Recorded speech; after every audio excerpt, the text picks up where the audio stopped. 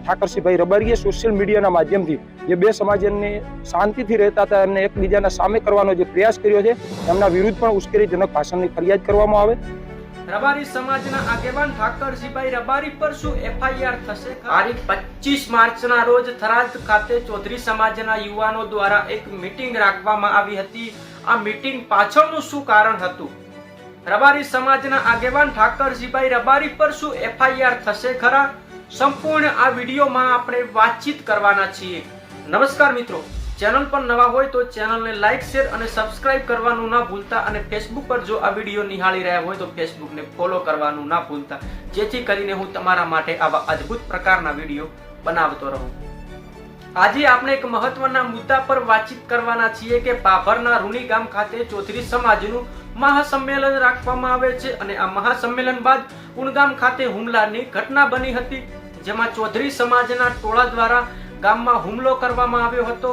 ત્યારબાદ પોલીસ દ્વારા 16 નામજોગ અને આશરે 1000 લોકો સામે ફરિયાદ નોંધાવવામાં આવી હતી। ત્યારબાદ થરાદ ખાતે થયેલી મીટિંગમાં હવે યુવાનો દ્વારા કેટલી મહત્વની માંગણીઓની રજૂઆત કરવામાં આવી હતી।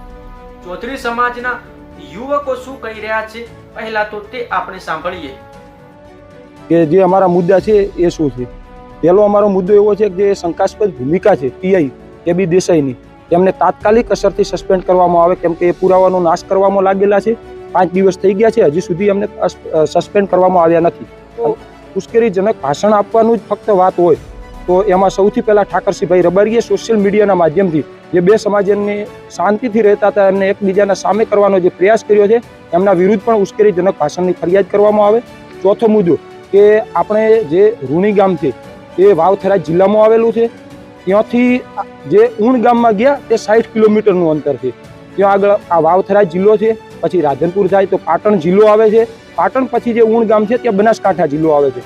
તો 3 જિલ્લાના એસપી જો 307 લાગતું હોય ત્યાં મતલબ કંઈક હથિયાર લઈને ગયા હશે, બીજું લઈને ગયા હશે। તો જો હથિયારો લઈને ગયા હોય 3 જિલ્લાના એસપીની ભૂમિકા પણ શંકાસ્પદ દેખાય છે, એટલે જો 307 લગાવવામાં આવે તો 3 જિલ્લાના એસપીઓ વિરુદ્ધ પણ કાર્યવાહી કરવામાં આવે એવી અમારી યુવાઓની માગણી છે। અને જો અમારા મુદ્દાઓ નહીં સંતોષાય તો 31 તારીખે નાણી મુકામે જે ભાજપનો કાર્યક્રમ રાખેલ છે, નરેન્દ્ર મોદી આવવાના છે એવા અમને યુવાનોને સમાચાર છે, તો ભાજપની એક પણ બસ અમારા ગામમાંથી નીકળશે નહીં। અસ્તુ। નવીનભાઈ ચૌધરી, દોડગામ। યુવકોની માંગ છે કે પીઆઈ એબી દેસાઈને તાત્કાલિક ધોરણે સસ્પેન્ડ કરવામાં આવે અને બીજી એક તેમની વાત હતી કે રબારી સમાજના આગેવાન ઠાકરસિંહભાઈ રબારી સામે એફઆઈઆર નોંધાવવામાં આવે એવા તે યુવક નિવેદનમાં કહી રહ્યો હતો। સૌ પ્રથમ જે ઉશ્કેરણીજનક જે ભાષણ આપવાની જે શરૂઆત કરી હતી કે જે ઠાકરસિંહભાઈ રબારીએ કરી હતી, સોશિયલ મીડિયામાં ઠાકરસિંહભાઈ રબારીના પણ વિડીયો વાયરલ થયા હતા ઉશ્કેરણીજનક ભાષણના। તે નિવેદન પણ આપતા હતા, તેમની સમાજને લઈને પણ અનેક સમાજને લઈને। જો અમારા લોકો, અમારા યુવાનો, અમારા વડીલો સામે જે ઉશ્કેરણીજનક અમે ભાષણ કર્યું તેને લઈને પોલીસે અમારા પર કાર્યવાહી કરી, તો પછી ઠાકરસિંહભાઈ રબારી સામે કેમ એફઆઈઆર ના થઈ શકે? તે એમની માંગ હતી। શું ખરેખર શું રબારી સમાજના ઠાકરસિંહભાઈ રબારી પર એફઆઈઆર થશે ખરા?